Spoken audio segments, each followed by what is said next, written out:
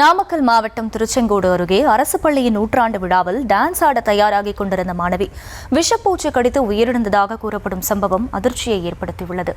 அரசு பள்ளியின் நூற்றாண்டு விழாவை கொண்டாடுவதால் மகிழ்ச்சியில் திளைத்திருந்த ஒட்டுமொத்த கிராமமும் சிறுமியின் மரணத்தால் தற்போது சோகத்தில் மூழ்கியுள்ளது.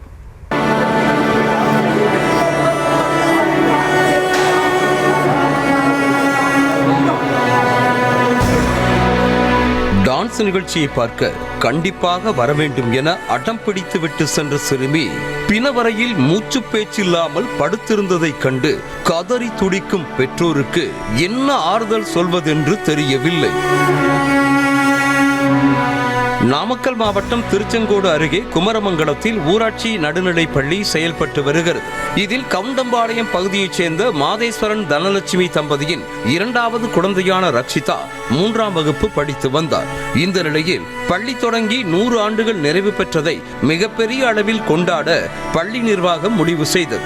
அதன்படி பள்ளியின் நூற்றாண்டு விழாவை தனியார் மண்டபத்தில் தடபுடலாக நடத்த ஊர் மக்கள் அனைவரையும் கூட்டி ஏற்பாடு செய்யப்பட்டிருந்தது. இந்த நூற்றாண்டு விழாவின் நடன நிகழ்ச்சியில் பங்கேற்க இருந்த ரக்ஷிதா தனது தோழிகளோடு மண்டபத்தில் இறுதி ஒத்திகையில் ஈடுபட்டிருந்தார். அப்போது திடீரென மயங்கி விழுந்த ரக்ஷிதாவின் கை கால் என உடல் முழுவதும் தடிப்பாக வீங்கத் தொடங்கியது. இதனால் அதிர்ச்சி அடைந்த ஆசிரியர்கள் உடனடியாக சிறுமியை மீட்டு மருத்துவமனையில் அனுமதித்தனர். திருச்செங்கோடு அரசு மருத்துவமனையில் அனுமதிக்கப்பட்ட சிறுமிக்கு அடிக்கடி மூச்சு திணறல் ஏற்பட்டதாக சொல்லப்படுகிறது. இதனால் உயர் சிகிச்சைக்காக நாமக்கல் மாவட்ட அரசு மருத்துவமனையில் அனுமதிக்கப்பட்ட நிலையில் அங்கு சிகிச்சை பலனளிக்காமல் சிறுமி பரிதாபமாக உயிரிழந்தார். சிறுமிக்கு உடல்நிலை சரியில்லை என பள்ளி நிர்வாகம் கூறிய தகவலை கேட்டு பயத்தில் அடித்து பிடித்து மருத்துவமனைக்கு ஓடி சென்ற பெற்றோர் ரக்ஷிதா இறந்து விட்டதாக மருத்துவர்கள் கூறியதை கேட்டு கதிகலங்கி போயினர்.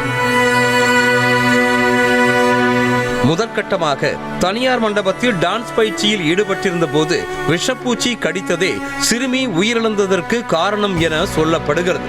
ஆனால் இதனை உறுதிப்படுத்தாத போலீசார் பிரேத பரிசோதனை முடிவுக்கு பிறகே உண்மை தெரிய வரும் என்கின்றனர். மாற்றுத்திறனாளியான மாதேஸ்வரன் சிறு கூலி வேலைக்கு சென்று அதில் கிடைக்கும் வருமானத்தில் குடும்பத்தை நடத்தி வந்த நிலையில் மகளின் இறப்பால் ஒட்டுமொத்த குடும்பமும் சொல்லன்னா துயரில் மூழ்கி இருக்கிறது.